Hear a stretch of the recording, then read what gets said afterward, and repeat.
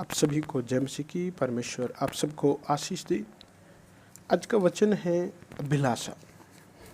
याकूब की पत्री 1 अध्याय का 14 और 15 वचन।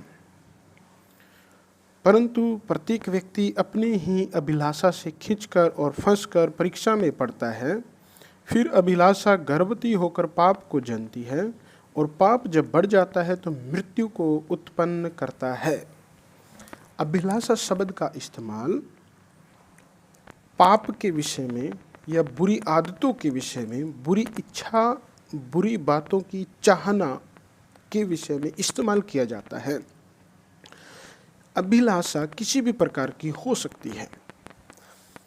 पहला यूहन्ना की पत्री उसका 2 अध्याय का 16 और 17 वचन में लिखा हुआ है, क्योंकि जो कुछ संसार में है, अर्थात शरीर की अभिलाषा, आँखों की अभिलाषा और जीविका का घमंड, वह पिता की ओर से नहीं परंतु संसार की ओर से है।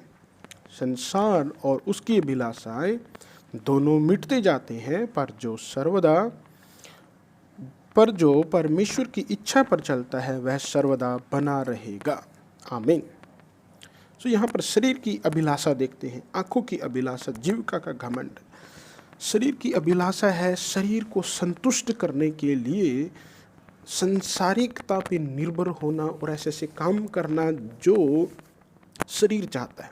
शरीर क्या चाहता है? दाऊद के जीवन से हम देखें, उसने एक स्त्री को जिसका नाम बैतशेबा था उसको नहाते हुए देखा, और उसके अंदर एक भोग विलास की, व्यभिचार की बुरी अभिलाषा उत्पन्न हुई।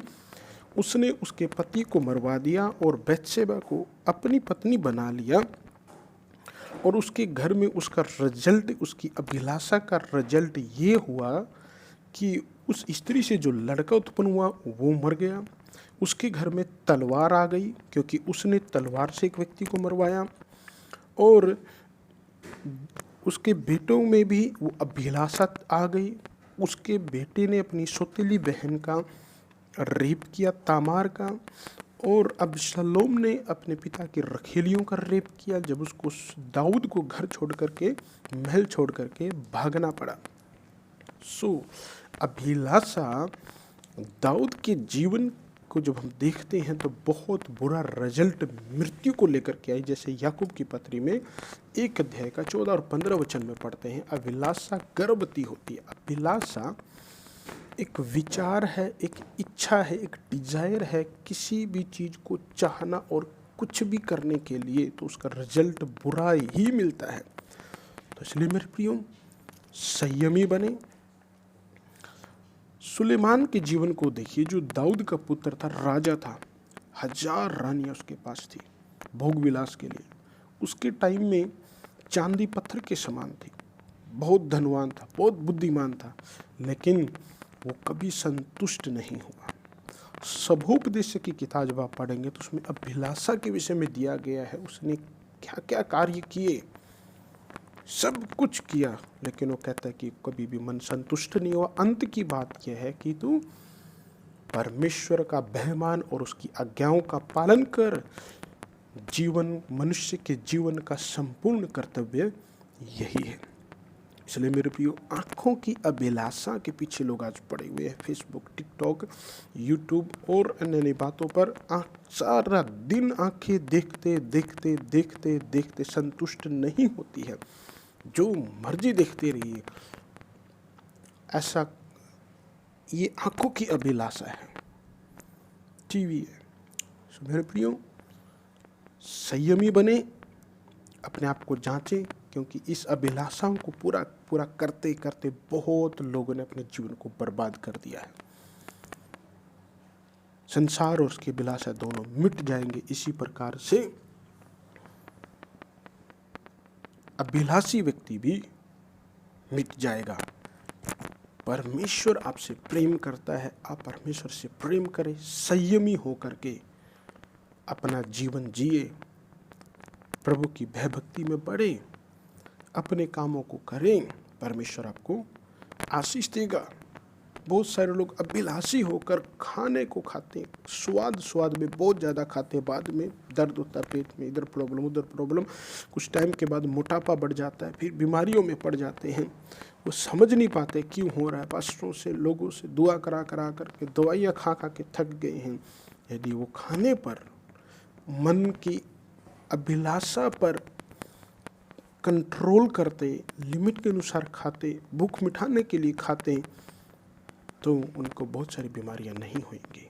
परमेश्वर मेरे प्रिय चाहता है कि आप संयमी बने, हम संयमी बने,